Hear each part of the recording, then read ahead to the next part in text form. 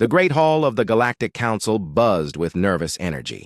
Representatives from 47 different alien species sat in their assigned seats, their eyes fixed on the massive holographic display floating above the center of the room. The image showed something that made even the bravest among them feel cold fear in their hearts.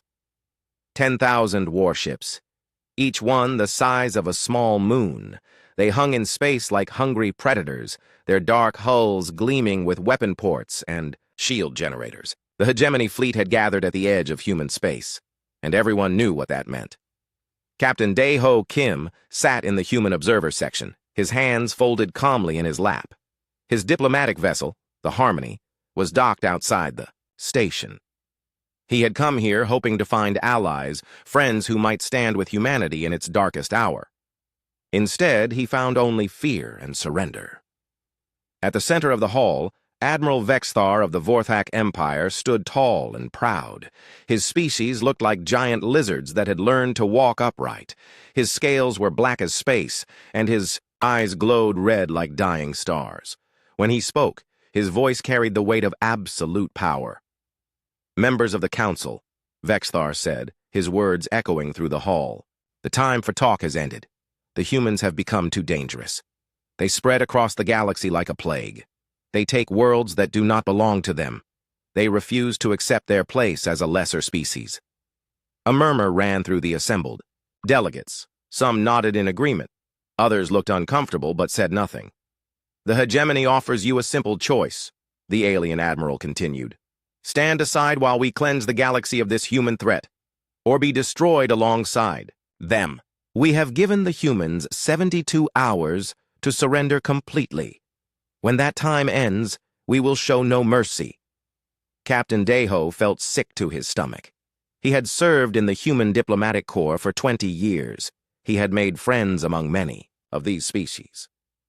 He had shared meals with the peaceful Zentari, exchanged scientific knowledge with the brilliant Keth, even laughed at the jokes of the cheerful Moreland traders. Now they all sat in silence, too afraid to speak up for humanity.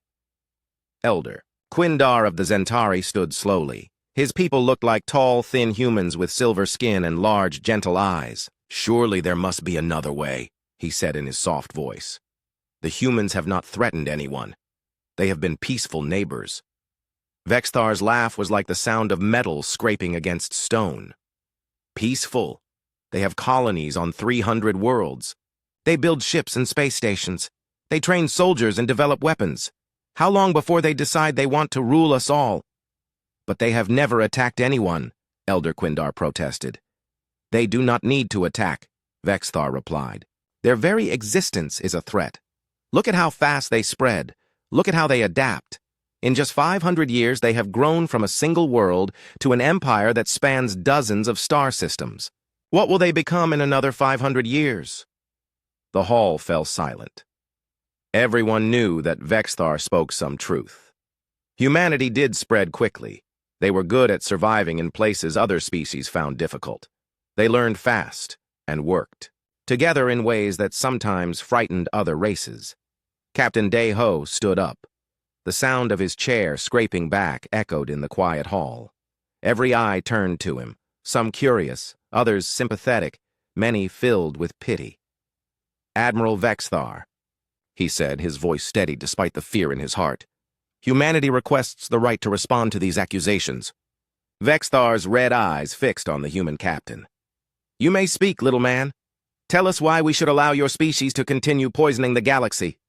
Dae-ho took a deep breath. "My people came to the stars with open hands and open hearts. We shared our knowledge freely. We traded fairly. We helped other species when they needed aid. If we have grown, it is because we worked hard and treated others with respect." "Pretty words," Vexthar said with another harsh laugh. "But words will not save you now. The hegemony has spoken. You have 72 hours to surrender all human worlds and submit to our rule. If you refuse, every human in the galaxy will die." The holographic display changed to show the hegemony fleet in all its terrible glory. Ship after ship stretched into the distance, their weapons already charging for war. The sight made several delegates gasp in horror. Captain Dae-ho looked around the hall one more time, hoping to see someone. anyone who might stand with humanity. But every face he saw was filled with the same message: you are alone. Far away on Earth, in the command center of Luna Station, Admiral Boram Park received the transmission from the Galactic Council. She was an old woman now, her hair white as snow, her face marked by years of difficult decisions. She had been protecting humanity for 30 years, ever since the first contact with alien species. Around her, the command center buzzed with activity. Young officers ran between computer stations, their faces pale with worry. Reports came in from across human space. Civilian ships were fleeing toward the outer colonies. Families packed their belongings and prepared to run to places where they might hide from the coming storm. "Admiral," said Commander Tejo Park, her aide and distant nephew, "the evacuation fleets are asking for escort ships. They want military protection for the civilian transports."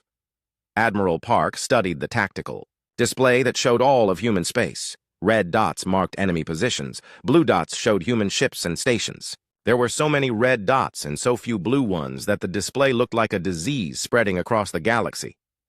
"How many ships can we spare for escort duty?" she asked. "Maybe 200, the commander replied. "But that would leave our colonies completely defenseless." Admiral Park nodded slowly. She had known this day would come eventually. Humanity had spread so far, so fast, that they had made enemies. Species like the Vorthak believed that the galaxy was not big enough for everyone. They saw humanity's growth as a threat to their own power. "Send the escorts," she ordered. "Protect the civilians." "Yes, Admiral. But what about our response to the hegemony ultimatum? The Council is waiting for our answer." Admiral Park turned to look out the great window of the command center. Beyond the transparent aluminum, she could see Earth hanging in space like a blue and white jewel. Somewhere, down there in the cities and towns and farms, billions of humans lived their lives. They worked and loved and raised their children, never knowing that their entire species was about to face extinction. She had spent her whole career preparing for this moment. She had read every report about alien military capabilities. She knew exactly how powerful the hegemony fleet was. She also knew exactly how weak humanity's defenses were in comparison. But Admiral Park had one more card to play. One last hope that almost no one knew about. "Prepare a message for transmission to the Galactic Council," she said quietly. "What should it say, Admiral?" Boram Park's weathered face showed no emotion as she gave the order that would shock the galaxy. "Tell them that humanity accepts the hegemony's challenge. Tell them we will send one ship to meet their fleet at the designated coordinates." The command center fell silent. Every officer stopped what they were doing and stared at their commanding admiral. Commander Tejo Park's face went white. "Admiral," he whispered, "did you say one ship?" "You heard correctly," she replied. "One ship. Make sure the message is very clear about that." "But Admiral, the enemy has 10,000 ships. How can one human vessel possibly—" "Send the message," Admiral Park commanded, her voice sharp as a blade. As the order went out across the communication networks, the massive hegemony fleet waited at the edge of human space. Their commanders laughed when they received the human response. One ship against 10,000? It would be over before it began. But they did not know what Admiral Park knew. They did not know about the secret project that had consumed half of Earth's industrial capacity for 50 years. They did not know about the ship that waited in the hidden dock beneath Luna Station, its hull gleaming with technologies that no other species had ever imagined. They did not know that humanity had been preparing for this day since the moment they first looked up at the stars. The Thunder's answer was about to wake up. Sujin Han checked her recording equipment one more time. As the most famous war correspondent in the galaxy, she had covered battles between dozens of different species. She had seen plasma cannons melt asteroids and watched entire fleets tear each other apart in the cold darkness of space. But she had never seen anything like what was about to happen. Her camera ship hung in space far from the battle zone, along with hundreds of other news vessels from across the galaxy. Every major news network was here. This would be the most watched military engagement in galactic history. Not because it would be close or exciting, but because everyone wanted to see how quickly the humans would die. "This is Sujin Han reporting live from the Kepler system," she said into her microphone. "Behind me, you can see the largest military fleet ever assembled. The hegemony has brought 10,000 warships to end the human threat once and for all. We are waiting now for the human response to arrive. On her screen, she could see the enemy fleet stretching across space like a metal constellation. The ships were massive, each one bristling with enough weapons to destroy a city. The largest vessels were the Vorthak dreadnoughts, kilometer-long, monsters that carried crews of 50,000 warriors each. Admiral Vexthar sat on the bridge of his flagship, the Eternal Dominion. Around him, his officers worked at their stations with calm efficiency. They had done this many times before.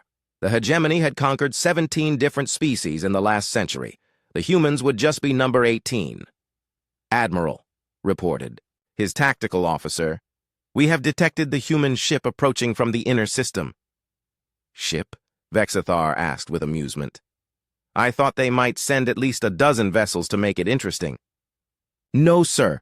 Sensors confirm only one contact. It appears to be a heavy cruiser-class vessel." Vexithar's laugh boomed across the bridge. "A heavy cruiser? Against 10,000 ships? Either the humans have gone insane, or they truly believe their own propaganda about being the greatest warriors in the galaxy." He opened a communication channel to the rest of the fleet. "All ships, this is Admiral Vexthar. The humans are sending us one ship. I repeat, one ship. Try not to destroy it too quickly. I want the galaxy to see that human courage is really just human stupidity." Across the hegemony fleet, alien commanders and crews burst into laughter. On the Krek's battle cruiser Savage Fang, Captain Morgash slapped his massive hand against his command chair. "One ship! I have taken larger prizes from merchant convoys." On the Silthari carrier Void Striker, Commander Zilneth clicked her mandibles in amusement. "Perhaps they think if they send only one ship, we will take pity on them and only kill most of their species instead of all of them." The laughter spread through the fleet like a wave. Thousands of alien warriors shared the joke. The humans, who had been painted as such a terrible threat, were sending one lone ship to face the might of the entire hegemony. It was the greatest military joke anyone had ever heard, but not everyone was laughing. On his ship far from the battle, Elder Quindar of the Zentari watched the approaching human vessel through his sensors. Something about it bothered him, though he could not say what. The ship looked normal enough, about the same size as a typical heavy cruiser, with a hull design that was clearly human in origin. "Assistant Coordinator Yuntala," he called to his aide. "Yes, Elder. What do you make of this human ship?" The younger Zentari studied her sensor readings. "It appears to be a standard vessel, Elder. Nothing unusual about its design or energy signature." "Then why do I feel so uneasy?" Yuntala had no answer for that. Meanwhile, on planets across the galaxy, billions of beings gathered around their communication devices to watch the battle. In the great cities of the Keth homeworld, crowds filled the public squares to stare up at massive viewing screens. On the ocean world of the Moorland, floating cities stopped their constant motion so that everyone could focus on the news feeds. Most of the watchers expected the battle to last less than a minute. Some felt sorry for the humans. Others thought they deserved their fate for being too proud to surrender. A few wondered if there might be some trick, some hidden strategy that would let one ship survive against 10,000. None of them guessed the truth. Aboard the human ship, Thunder's Answer, Captain Hyun-Soo Choi stood on his bridge and looked out at the enemy fleet through the main viewing screen. It was an impressive sight, he had to admit. The hegemony had spent decades building this armada. They had gathered ships from 12 different species, each one designed for maximum destruction. "Captain," said his communications officer. "Lieutenant, Jong-Min Kim, we are receiving a transmission from the enemy flagship." "Put it on screen," Choi ordered. Admiral Vexthar's ugly face appeared on the display. His red eyes gleamed with cruel joy. "So, human, you are the fool they sent to die for your pathetic species? I am Captain Hyun-Soo Choi of the human vessel." "Thunder's Answer," the captain replied calmly. "I am here to respond to your challenge." "Challenge?"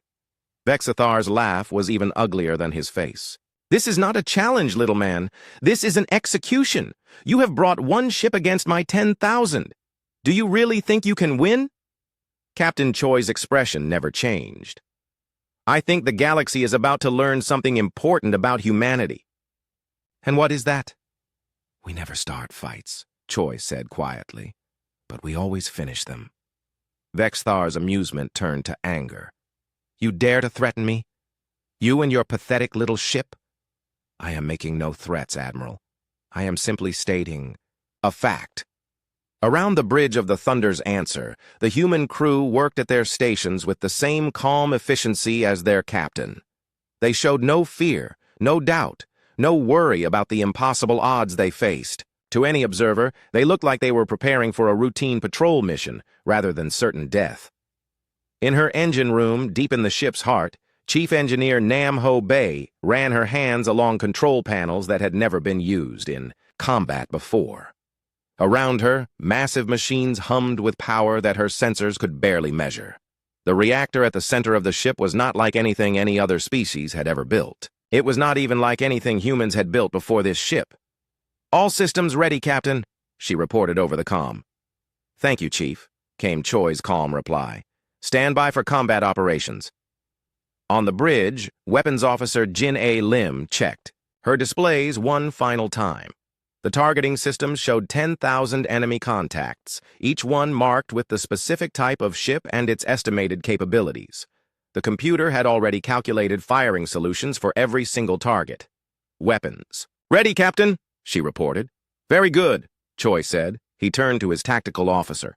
Commander Youngmi Kang, please inform the enemy that we are ready to begin. Youngmi opened a channel to the hegemony fleet. Admiral Vexthar, this is the human vessel Thunder's Answer. We formally accept your challenge under the ancient laws of single combat. May the strongest survive. Vexithar's roar of rage echoed across the communication frequencies. Single combat? You think the ancient laws will save you? Very well. We accept your pathetic challenge. When your ship is nothing but floating debris, we will still destroy every human world for your arrogance. He cut the transmission and turned to his fleet commanders. All ships, prepare to fire. I want that human ship turned into cosmic dust. Show no mercy. Across the hegemony fleet, 10,000 ships turned their weapons toward the single human vessel. Plasma cannons charged to full power. Missile tubes loaded their deadliest warheads. Energy weapons began to glow with the promise of destruction. Sujin Han watched it all through her cameras, her voice barely steady as she provided commentary. The hegemony fleet is preparing to open fire. 10,000 ships against one. In all my years of covering military conflicts, I have never seen such overwhelming odds. She paused, trying to find words for what she was witnessing. The human ship shows no sign of retreat. It sits motionless in space, as if waiting for the attack to begin. I cannot imagine what its crew must be thinking in these final moments. On T. The Thunder's Answer, Captain Choi spoke to his crew over the ship's internal communication system. All hands, this is the captain. In a few moments, the enemy will open fire with everything they have. The galaxy believes we cannot survive what is coming. The galaxy believes that one ship cannot stand against 10,000. He paused, looking around his bridge at the faces of his officers. Each one looked back at him with absolute confidence. Today, he continued, we will show the galaxy that they are wrong. Today, we will show them what it means to be human. All stations prepare for combat. Let's give them something to remember. In the hegemony fleet, Admiral Vexithar raised his hand, ready to give the order that would end the human threat forever. Around him, his officers waited for the command to fire. The galaxy held its breath, and then the guns began to thunder. The moment before the battle began, Dr. Yoonji Song stepped forward on the bridge of the Thunder's Answer. She was a small woman with kind eyes and gray hair, looking more like someone's grandmother than a military officer. But she held the rank of commander and carried the authority to speak for all of humanity. Admiral Vexthar, she said, her voice carrying clearly across the communication channels to the hegemony fleet. Before this battle begins, I invoke the ancient laws of single combat, as recognized by the Galactic Accords of the Third Age. Stunned silence fell across space. Even Vexithar stopped with his hand raised, ready to give the order to fire. The ancient laws had not been invoked in over 1,000 years. Most species had forgotten they even existed. You cannot be serious, Vexthar finally said. I am completely serious, Dr. Song replied calmly. Under Article 7 of the ancient laws, any species facing extinction may challenge their destroyers to single combat. Winner takes all. The losing side forfeits any claim to revenge or retaliation. Su Jin Han's voice crackled with excitement as she broadcast to the galaxy. This is incredible! The humans are invoking laws that haven't been used since the fall of the Precursor Empire. If this challenge is accepted, the entire war will be decided by single combat between one human ship and the hegemony's champion. On his flagship, Admiral Vexthar's red eyes burned with fury. The ancient laws were binding under galactic treaty. If he accepted the challenge and lost, the hegemony would have to leave human space forever. But if he refused, he would be seen as a coward across the galaxy. You think your ancient laws will save you? He snarled. Very well. We accept your challenge. But when your pathetic ship is destroyed, know that you died for nothing. One ship against my entire fleet is not combat. It is suicide. Actually, Dr. Song said with a small smile, under the ancient laws, single combat means one ship against one ship. You must choose a champion from your fleet to face us. Vexithar's roar of rage echoed across space. You dare try to trick me? With legal words? I am not trying to trick anyone, the human replied. These are the laws that your own government signed and agreed to follow. One ship against one ship. Those are the rules. For a moment, space was silent, except for the angry breathing of the Vorthak admiral. Then he spoke again, his voice dripping with venom. Fine. If you want to play legal games, we will play. I choose my own flagship, the Eternal Dominion, as our champion. My ship alone carries more firepower than your entire human fleet. This will still be suicide for you.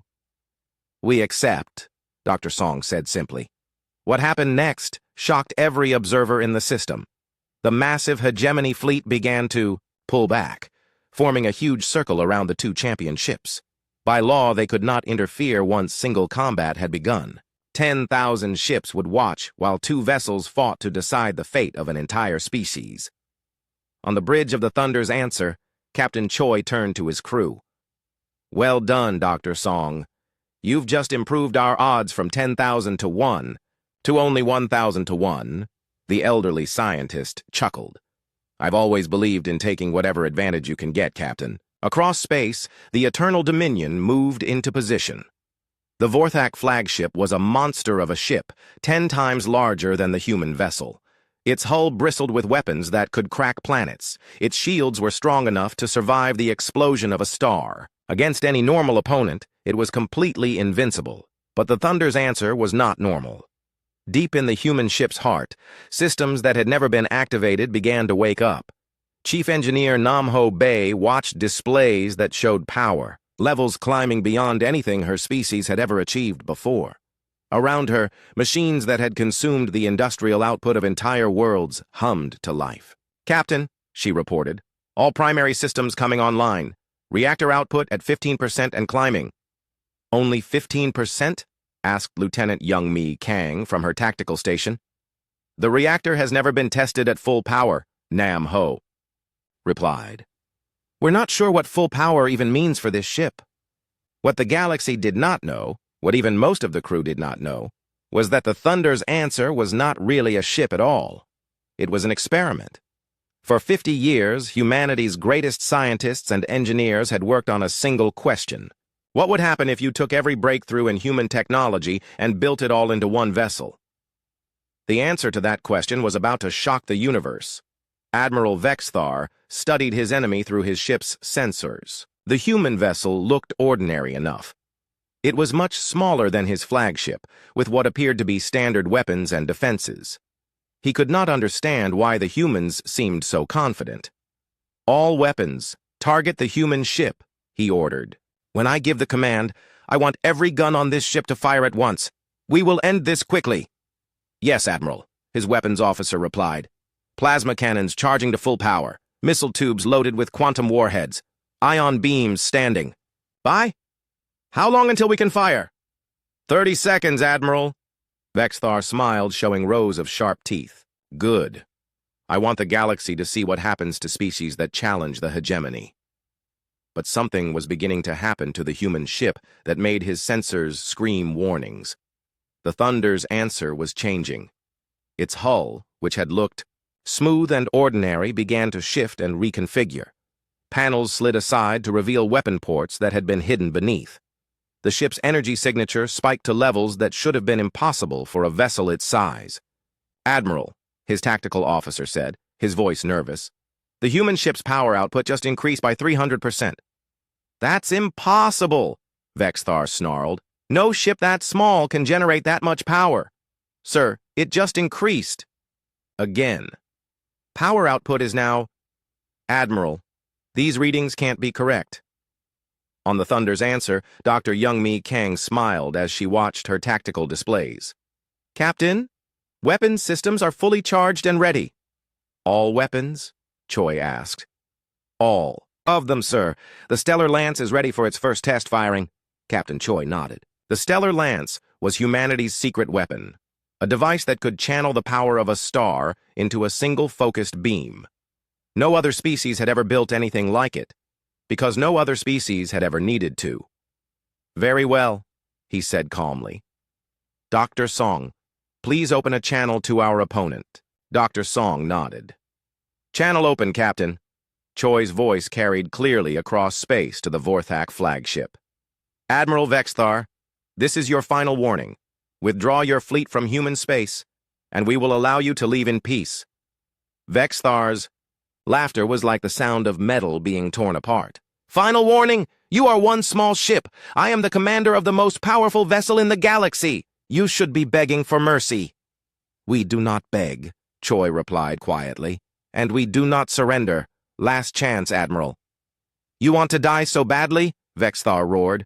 "Fine, all weapons, fire!" The Eternal Dominion unleashed every weapon it carried. Plasma bolts large enough to destroy cities streaked across space toward the human ship. Quantum missiles, each one carrying enough explosive power to level mountains, followed close behind. Ion beams that could boil oceans struck out like fingers of death. The combined firepower was enough to shatter moons. It turned local space into a miniature sun as energy weapons met the human ship's position. For several seconds, the Thunder's answer completely disappeared in a ball of light brighter than most stars. Sujin Han watched in horror as the human ship vanished. "The Eternal Dominion has fired everything. The energy output is... I can barely... Look at it! No ship could survive that level of destruction." Across the galaxy, billions of beings watched the same display. Many felt sad that the humans had chosen to die rather than surrender. Others nodded approvingly at the hegemony's show of force. All of them believed the battle was over. Then the light began to fade.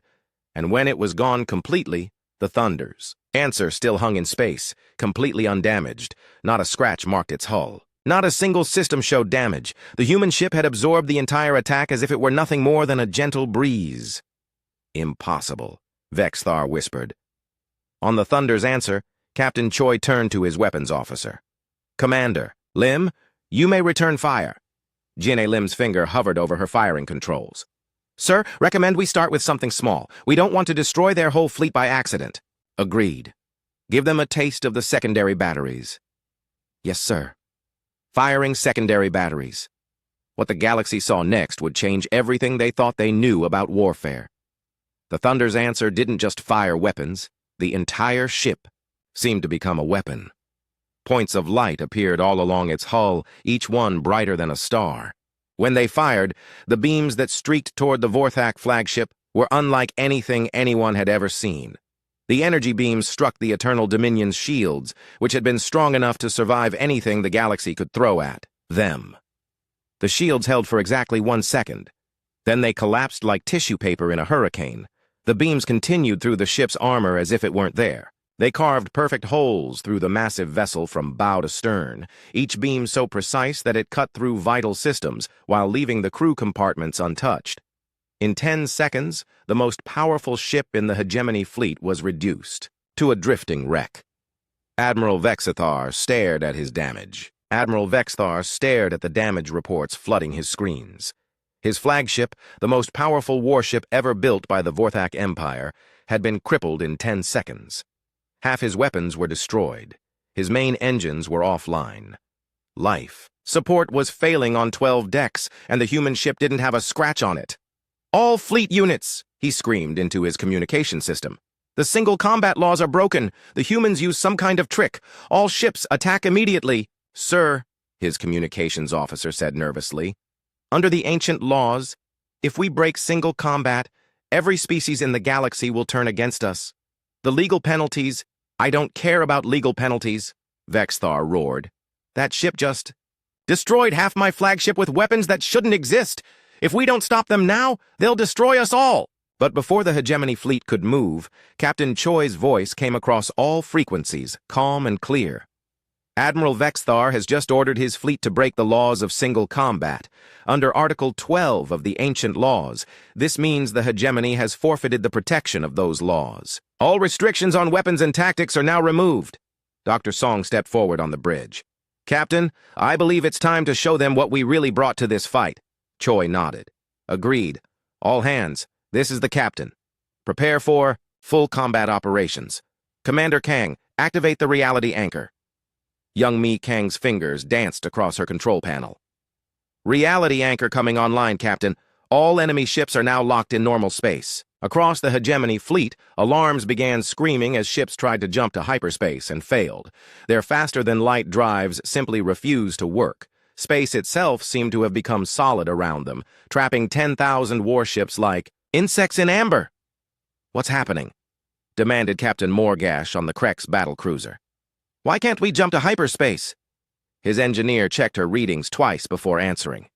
Sir, it's impossible, but something is preventing hyperspace travel in this entire system. The laws of physics have been changed. Su Jin Han tried to keep her voice steady as she broadcast to the galaxy. I'm not sure what I'm seeing here. The hegemony fleet appears to be trapped. Their ships are trying to escape to hyperspace, but cannot. And the human ship? The human ship is doing something that defies explanation. What the Thunder's answer was doing was activating systems that humanity had spent 50 years developing in secret. While other species had focused on building bigger ships and more powerful weapons, humans had asked different questions. What if you could control the laws of physics in a small area of space? What if you could turn an entire ship into a single massive weapons system? The answers to those questions were about to reshape galactic warfare forever. Captain, reported Jin-A Lim from her weapons station. The Stellar Lance is fully charged and ready. Target selection? Choi asked. I recommend the center of their formation, sir. Maximum psychological impact. Captain Choi considered this for a moment. The Stellar Lance had never been fired before. They knew it would work. The physics were solid, and the testing had been perfect, but they had never tested it against real targets in actual combat. Very well, he said. Fire the Stellar Lance.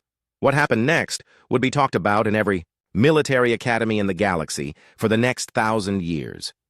The Thunder's answer didn't just fire a weapon, it became a weapon.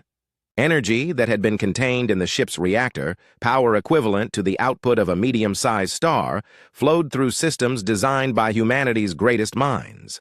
The beam that emerged from the human ship was invisible at first, just a distortion in space itself. Then it struck the first enemy vessel, a hegemony destroyer that simply ceased to exist. The beam continued through empty space to the next ship, and the next, and the next. In a perfectly straight line, 17 hegemony warships were simply erased from existence. They didn't explode, they didn't break apart. They were there one second, and gone the next, as if they had never been built at all. The beam finally exhausted itself after cutting through the entire enemy formation, leaving a clear corridor through space where moments before there had been some of the most powerful warships ever constructed.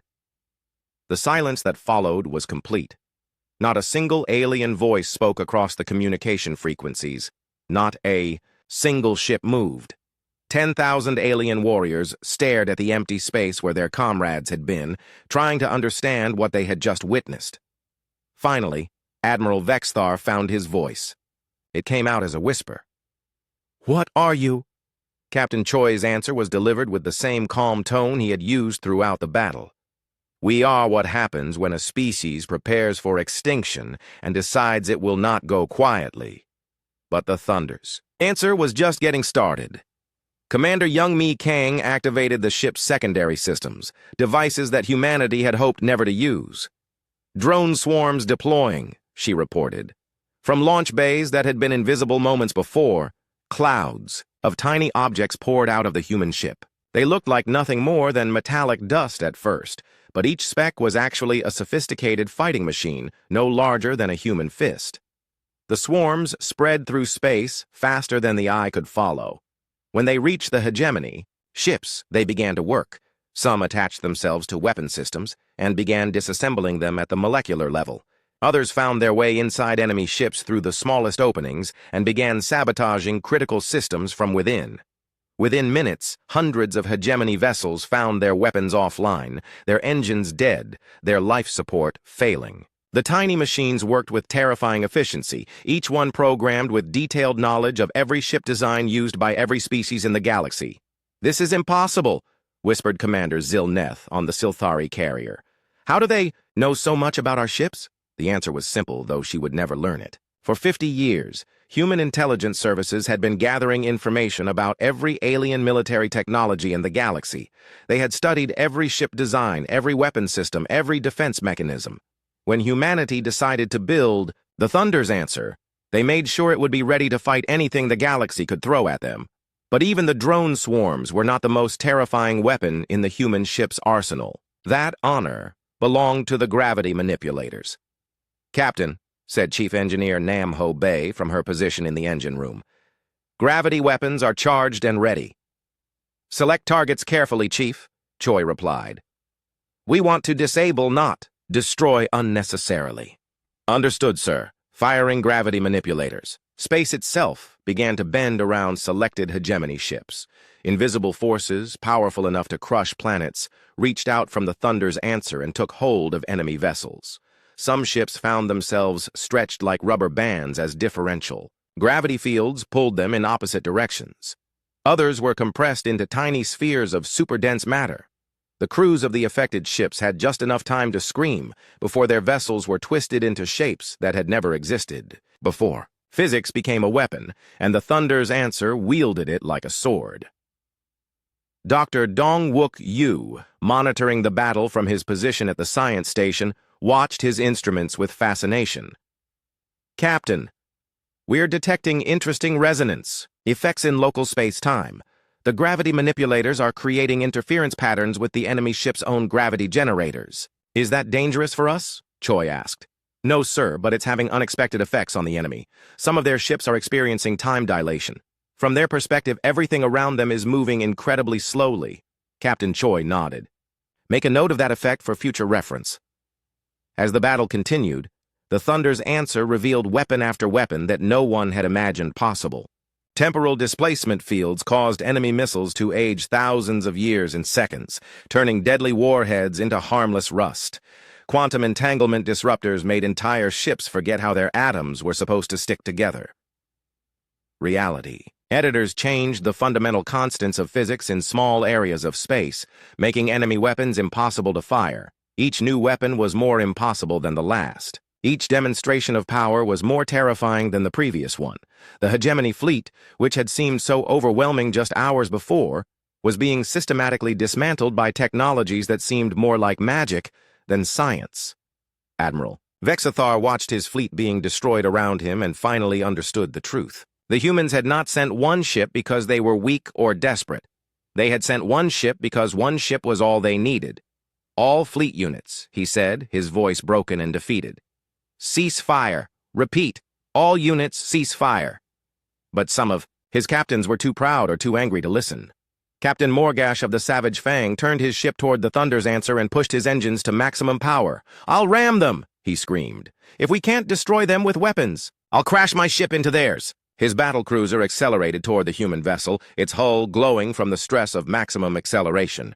It was a suicide run, but Morgash no longer cared about survival. He only wanted revenge. Captain Choi watched the approaching ship with calm interest. "Commander Kang, activate the temporal anchor." "Yes, sir." Temporal anchor engaged. What happened to the Savage Fang was perhaps the Communications Officer Sang-Hoon Park sat at his station aboard the Thunder's Answer, monitoring thousands of alien transmissions at once. His job was to listen to enemy communications and report anything important to Captain Choi. What he was. Hearing now made his blood run cold. "Captain," he called out, "I'm detecting massive hyperspace signatures from beyond the system. It looks like hegemony reinforcements are trying to jump in." Captain Choi turned to his tactical officer. "Commander Kang, how many ships?" Young Mi checked her long-range sensors. "Approximately 5,000 additional vessels, sir. They're trying to enter the system from 12 different directions." "I see," Choi said calmly. "Dr. In-Suk Cho, please activate the reality anchor at maximum range." Dr. Cho had been quiet throughout the battle, working at her station in the back of the bridge. She was the ship's expert on space-time physics, and the reality anchor was her creation. When she spoke, her voice carried the confidence of someone who understood the universe better than most. "Reality anchor expanding to system-wide coverage," she reported. "All hyperspace activity within the system is now impossible." What happened next shocked every military expert watching the battle. The incoming hegemony reinforcements simply stopped existing in hyperspace. 5,000 ships that had been traveling faster than light suddenly found themselves thrown back into normal space, scattered across dozens of star systems. Their navigation computers went insane trying to figure out where they were. Their engines refused to restart. Their crews panicked as they realized they were stranded far from home with no way to call for help. Sujin Han tried to keep her voice steady as she broadcast the news to the galaxy. "The human ship has somehow prevented 5,000 enemy reinforcements from entering the battle. I'm receiving reports that hegemony ships are appearing in random locations across 3 sectors, all of them apparently disabled. The level of technology we're witnessing here is beyond anything previously thought possible." But Admiral Vexthar was not ready to give up. From his crippled flagship, he opened a channel to every ship in his remaining fleet. "All vessels, this is Admiral Vexthar. The humans have some kind of new technology, but they're still just one ship. We have thousands. If we all attack at once, we can overwhelm them through sheer numbers." His words rallied the surviving hegemony captains. Across the fleet, alien commanders began to organize a coordinated assault. If they could not win through superior weapons or tactics, they would win through sacrifice. They would throw so many ships at the human vessel that even its impossible defenses would eventually fail. "All ships, advance on the human vessel," Vexthar commanded. "Maximum speed, all weapons firing. Show them that the hegemony does not surrender." 8,000 warships began moving toward the Thunder's Answer, their weapons charged to full power, their crews ready to die for their cause. It was an impressive sight, the largest coordinated attack in galactic history. Captain Choi watched them come with the same calm expression he had worn throughout the battle. "It seems they want to test our defensive capabilities," he said to his crew. "Very well. Dr. Song, please inform our guests back on Earth that we're about to conduct the final field test." Dr. Song opened a communication channel to Luna Station, where Admiral Bo-Ram Park waited with her staff. "Admiral, this is Dr. Song aboard the Thunder's Answer. The enemy is attempting a mass attack. We're about to activate the Pandora Protocol on Luna Station." Admiral Park felt a chill run down her spine. The Pandora Protocol was humanity's ultimate weapon, something so powerful that they had hoped never to use it. She had authorized its construction 50 years ago, but she had prayed it would remain forever untested. "Dr. Song," she said quietly, "are you certain there's no other way?" "I'm afraid not, Admiral. The enemy has made their choice." Admiral Park closed her eyes for a moment, thinking of all the alien species in the galaxy who would soon witness what humanity was truly capable of. When she opened them again, her voice was steady. "You are authorized to proceed with the Pandora Protocol. May God forgive us all." Back on the Thunder's Answer, Dr. Song turned to Captain Choi.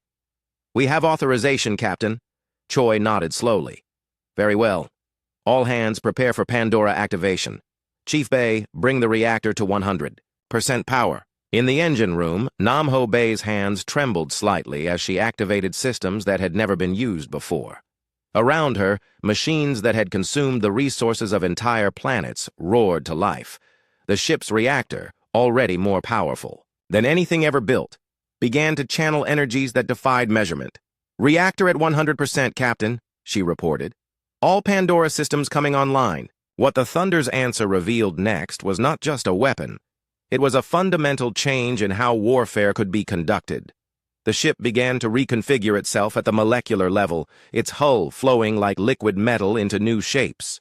Weapon. Ports opened in places where there had been solid armor moments before. The vessel grew larger, its internal spaces expanding through the use of folded space-time. But the most terrifying change was in the ship's energy signature. The Thunder's answer began drawing power not just from its own reactor, but from the quantum vacuum itself. It was tapping into the fundamental energy that held the universe together, using forces that existed between the spaces of reality. "Pandora systems fully active," reported Dr. Cho. "We are now operating outside normal space-time parameters." The attacking hegemony fleet was less than a minute away when the Thunder's answer fired its ultimate weapon. It didn't launch missiles or shoot energy beams. Instead, it reached into the quantum foam that underlies all reality and began editing the universe itself. For the enemy ships, physics simply stopped working properly. Their hulls began to age millions of years in seconds, turning advanced alloys into cosmic dust. Their crews found themselves existing in multiple time streams simultaneously, experiencing every moment of their lives at once. Their weapons fired backwards through time, destroying targets that hadn't been built yet. Some ships found themselves turned inside out, their hulls existing in normal space, while their interiors existed in another dimension entirely. Others began to exist in multiple realities at once, becoming ghost ships that could be seen but not touched. The most horrifying fate was reserved for those vessels closest to the Thunder's answer. They were caught in probability storms that made them experience every possible version of their own destruction simultaneously. Each ship existed in a superposition of states, intact and destroyed, victorious and defeated, real and imaginary, until their crews went insane from experiencing infinite contradictory realities. In less than 5 minutes, 8,000 of the most powerful warships ever built had been reduced to scattered atoms and broken physics. The Thunder's answer sat alone in space, surrounded by debris that existed in more dimensions than normal matter was supposed to occupy. The silence that followed was absolute. Across the galaxy, billions of beings stared at their viewing screens, in total shock. Military experts tried to explain what they had just witnessed and found that their languages had no words for it. Scientists checked their instruments over and over, unable to believe the readings they were seeing. Admiral Vexthar, the sole survivor of the once mighty hegemony fleet, sat in his command chair and wept. His flagship drifted powerless through space, its crew staring out at the impossible aftermath of a battle that had redefined what was possible in warfare. "What are you?" he whispered again, his voice broken by despair. Captain Choi's answer came, across the communication channel, still delivered in that same calm, patient tone that had never changed throughout the battle. "We are the children of a species that looked up at the stars and wondered if we were alone in the universe. When we found out we weren't alone, we wondered if we would be accepted or destroyed. When we realized that survival was not guaranteed, we decided to make sure that if our species was going to die, it would not be because we were unprepared." He paused for a moment, looking out at the debris field that had once been the largest fleet in galactic history. "You asked us to surrender, Admiral. You threatened to destroy every human world if we didn't submit to your rule. You believed that because you had more ships and bigger weapons, you were automatically superior to us." Another pause. "You forgot that humans have been preparing for extinction since the day we first looked up at the night sky and realized how small we were. You forgot that a species that assumes it's going to die will do anything to survive. You forgot that there's no limit to what someone will do when they're fighting for the lives of everyone they love." Captain Choi's final words echoed across the galaxy, carried by every news network to every inhabited world. "We didn't send one ship because we were weak, Admiral. We sent one ship because one ship was all we needed." The Thunder's answer began to power down its weapons, its hull reconfiguring back into its original shape. The battle was over. The galaxy would never be the same. 3 days after the battle, the Galactic Council met in emergency session. The great hall that had been filled with nervous whispers before was now silent as a tomb. Every representative sat perfectly still, their eyes fixed on the empty space, where the human observer section waited. Elder Quindar of the Zentari spoke first, his gentle voice barely above a whisper. In all our recorded history, we have never seen anything like what happened in the Kepler system. A single ship destroyed, the largest military fleet ever assembled. The weapons they used, they changed the very laws of physics. Counselor Melthron of the Keth nodded slowly. His species were known as the greatest scientists in the galaxy, masters of technology that other races could barely understand. But even they had no explanation for what the humans had done. "We have analyzed the battle recordings from every possible angle," he said. "Our best scientists have studied the energy patterns, the weapon effects, the reality distortions. Our conclusion is that the human ship operated using principles of physics that we didn't even know existed." A murmur ran through the assembled delegates. If the Keth admitted that human technology was beyond their understanding, then it was truly beyond anyone's comprehension. "The question now," said Speaker Vorgan of the Assembly, "is what we do about it. The humans possess the ability to destroy any of us, all of us, whenever they choose. How do we live with that knowledge?" Before anyone could answer, the doors to the council chamber opened. Captain Dae-Ho Kim walked in, flanked by two other humans that most of the delegates had never seen before. One was an elderly woman in a military uniform covered with ribbons and medals. The other was a middle-aged man in the simple clothes of a scientist.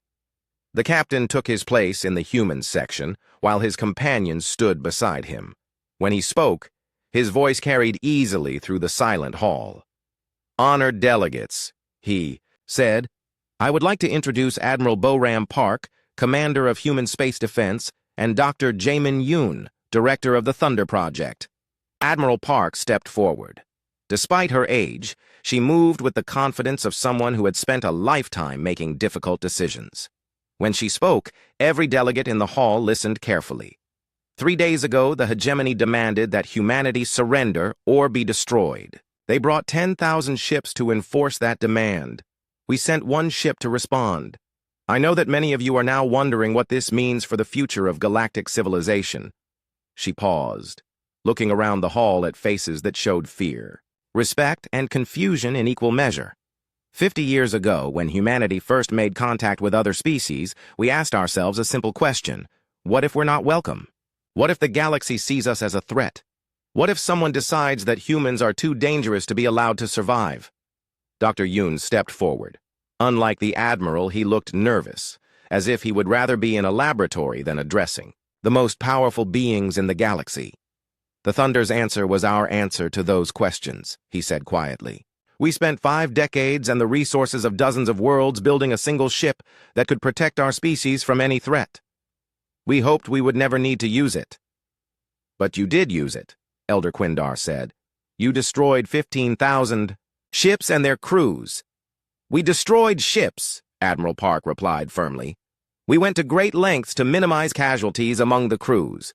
Most of the hegemony personnel survived and have been rescued by their own people. We could have killed them all, but we chose not to." Counselor Melthran leaned forward in his seat. "Admiral, our analysis suggests that your ship could have destroyed the entire hegemony fleet in the first few seconds of battle. Why did you hold back?" Admiral Park's weathered face showed a sad smile. "Because we remember what it's like to be afraid. Every human child grows up knowing that we're small and weak compared to the universe around us.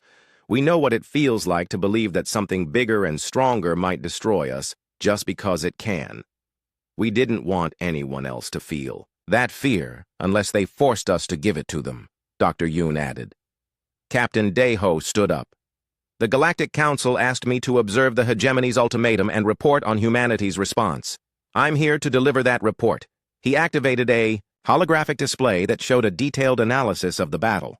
Numbers and charts filled the air above the assembly floor, but the meaning was clear even to those who couldn't read the technical details. The Thunder's answer operated at approximately 12% of its total capability during the battle, he said. The weapons systems that destroyed the hegemony fleet were the ship's secondary armaments. Its primary weapons were never activated. A shocked silence fell over the hall. Even the Keth delegation looked stunned by this revelation. "Furthermore," Captain Dae-Ho continued, "the Thunder's answer is not unique. Intelligence suggests that humanity has built at least 3 more ships of similar capability, though they remain hidden and have never been tested. "Why are you telling us this?" asked Counselor Zexatari of the Moreland Collective. "If you wanted to keep these ships secret, why reveal them now?" Admiral Park answered. "Because we want you to understand what kind of species you're dealing with. We could have built 1,000 such ships. We could have conquered the galaxy. Decades ago. We could have declared ourselves your rulers and forced every species to serve us. But we didn't," Dr. Yoon said. "We built just enough ships to protect ourselves, and we hid them away, hoping we'd never need them. We came to the stars looking for friends, not subjects." Elder Quindar stood slowly. "What do you want from us, Admiral?"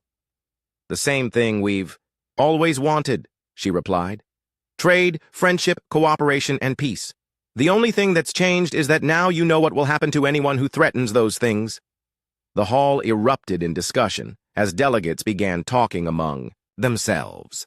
Some species were clearly terrified by the revelation of humanity's hidden power. Others seemed relieved that such power was in the hands of a species that had shown restraint. A few appeared to be calculating how they could benefit from an alliance with humanity. Speaker Vorgan called for order.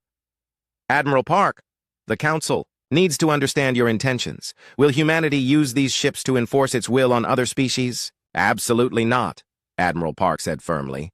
"We will use them only to defend human worlds and human citizens. We have no interest in conquest or expansion through force." "What about the hegemony?" asked Counselor Melthran. "Their surviving ships have fled to the Outer Rim. They're gathering more allies, building new fleets. They've sworn revenge against humanity." Admiral Park's expression grew cold. "If they come for us again, we'll destroy them completely. The same goes for any other species that decides humans need to be eliminated. We gave them a demonstration. If they choose to ignore it, the next lesson will be permanent." Dr. Yoon stepped forward again. "But we hope it won't come to that. We'd rather spend our time exploring the galaxy, learning new things, making new friends. The universe is big enough for all of us." Captain Deho activated another display, this one showing human space as it existed now compared to projections of future expansion. "Humanity has no plans for military conquest," he said. "Our expansion will continue at the same rate it has for the past century. Peaceful colonization of uninhabited systems, trade agreements with established species, scientific cooperation wherever possible. But now everyone knows that if we're threatened with extinction, we have the means to ensure that whoever threatens us dies first," Admiral Park added. Elder Quindar sat down heavily. "You've given us much to think about, Admiral. The knowledge that such power exists, it changes everything." "Yes, it does," Admiral Park agreed. "But it doesn't have to change everything for the worse. For 500 years, the Galactic Council has maintained peace through negotiation and compromise. Now you have something else to help keep the peace, the knowledge that some wars cannot be won." As the session continued, it became clear that the galaxy was entering a new era. The age of conquest and expansion through military force was over. No species would ever again be able to threaten another with extinction, because everyone now knew that humanity would intervene. The Thunder's answer had become more than just a ship. It was a guarantee that genocide would no longer be tolerated. 6.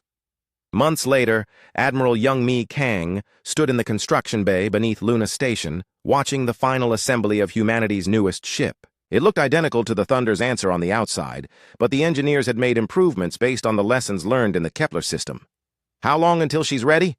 asked Dr. Yoon, who had come to inspect the progress. "Another 3 months, Admiral Kang replied. "We're calling her the Peacekeeper." "Appropriate name," Dr. Yoon said with a smile. "I hear the Council has officially requested that we patrol the trade routes. They want one of our ships visible at all times just to remind everyone that we're watching." Admiral Kang nodded. "The galaxy has learned to live with the knowledge that we exist. Some species fear us, others respect us, but all of them leave us alone. It's what we always wanted." "Do you think it will last?" Dr. Yoon asked. "As long as we remember why we built these ships in the first place," Admiral Kang replied. "The moment we start using them for anything other than defense, we become the very thing